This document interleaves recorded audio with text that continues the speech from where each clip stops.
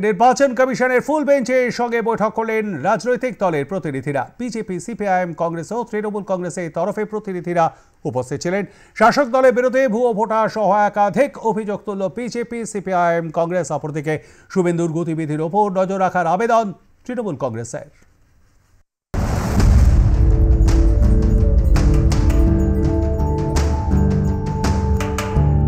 রাজ্যে জাতীয় নির্বাচন কমিশনের ফুল বেঞ্চ।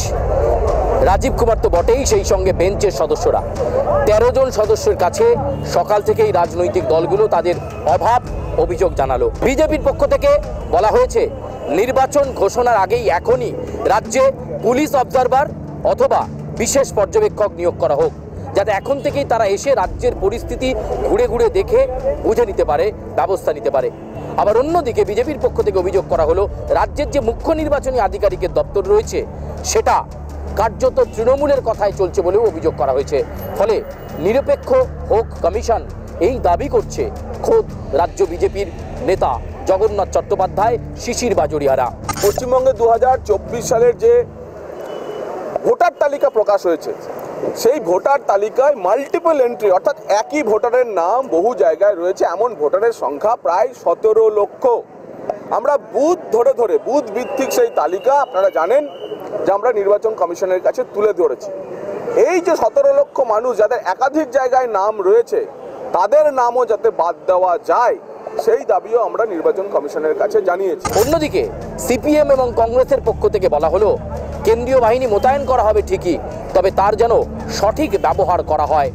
অনেক ক্ষেত্রেই এ রাজ্যের পুলিশ সুপারের দায়িত্বে যারা রয়েছেন তারা বিরোধী রাজনৈতিক দলের ফোন ধরেন না, তাদের সঙ্গে যোগাযোগ রাখার চেষ্টা করেন না, অসুবিধায় পড়লে পুলিশ সুপারদের পাওয়া যায় না, এমন অভিযোগও করা হয়েছে কংগ্রেস সিপিএম এর পক্ষ থেকে। ভোটার তালিকা যেহেতু এই প্রশাসনই তৈরি করেছে, ফলে অসংখ্য মৃত ভোটার, স্থানান্তরিত ভোটার এবং ভুয়ো ভোটারে ভর্তি, তাদেরকে কেন্দ্র করেই এইখানে প্রাথমিক স্তরের যে ভোট রিগিংয়ের কাজ সেটা ওরা শুরু করে।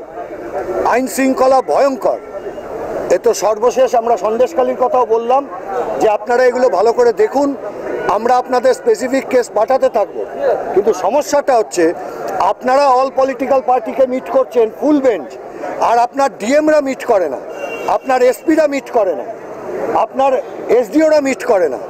তাহলে কিভাবে আপনারা আমাদের রাজ্যে ভোট করবেন? ফুল বেঞ্চ যারা এসেছেন, মাননীয় যারা অফিসার আছেন, তারা আগের যে পঞ্চায়েত নির্বাচনের যা ঘটনাগুলি ঘটেছে পশ্চিমবঙ্গে ল অ্যান্ড অর্ডারের ক্ষেত্রে, তার বিষয়ে আমি ওনাদেরকে পড়াশুনো করতে বলেছি। দ্বিতীয় কথা হচ্ছে সেন্ট্রাল ফোর্স ডিপ্লয়মেন্টের কথা। সায়েন্টিফিক প্রপার মেথড মেনে যাতে এই সেন্ট্রাল ফোর্স ডিপ্লয় করা হয়। সেন্ট্রাল ফোর্সকে আমরা দেখেছি অনেক সময় গামছা কিনতে, ঘুরে বেড়াতে, পিকনিক করতে। ভোট প্রায় অর্ধেক শেষ হয়ে গেছে একদিনে, তারপরে তারা ট্রেনে করে পৌঁছচ্ছেন। আদেও কোনো লাভ হচ্ছে এই ডিপ্লয়মেন্টের? আর সবশেষে শাসক দল তৃণমূল কংগ্রেসের ভুরি ভুরি অভিযোগ। দেশে একদিনে এক দফায় ভোট হোক, এই দাবি জানাচ্ছে তৃণমূল কংগ্রেস। অবিলম্বে শুভেন্দু অধিকারীর মুভমেন্টের ওপর নজর রাখা হোক, এমনই চাঞ্চল্যকর দাবি করলো তৃণমূল কংগ্রেস। বিজেপি নেতারা যা বলছে তাতেই সিআইএসএফ তাদের পিছনে পিছনে দৌড়চ্ছে। গ্রামের মধ্যে যে সিআইএসএফ দৌড়চ্ছে, থ্রেট করছে, মহিলাদের থ্রেট করছে, গ্রামের মধ্যে ঢুকে যাচ্ছে, থ্রেট করে দিচ্ছে। লাইনে যখন কিউতে দাঁড়িয়ে থাকে, লোকে ভোটার দাঁড়িয়ে থাকে, তখন সিআইএসএফ যে থ্রেট করছে, বলছে পদ্মতে ভোট দিতে হবে, তা সিআইএসএফ কি হবে? Suvendu Adhikari leader of the opposition, কে কোথায় বিএসএফ যাবে? শুভেন্দু অধিকারী বলছে কোথায় ইডি যাবে, শুভেন্দু অধিকারী বলছে কোথায় সিএসএফ যাবে। শুভেন্দু অধিকারী বক্তব্য রাখছে ইলেকশন কমিশন যখন এসে গেছে, ইলেকশন কমিশন আমাদের কন্ট্রোলে রয়েছে, আমরা ইলেকশন করিয়ে নেবো, তাহলে কি করে মানুষের ভরসা থাকবে? অবিলম্বে শুভেন্দু অধিকারীর গতিবিধির উপর নজর রাখবে কমিশন, এটা তারা যেন আশ্বস্ত হতে পারে।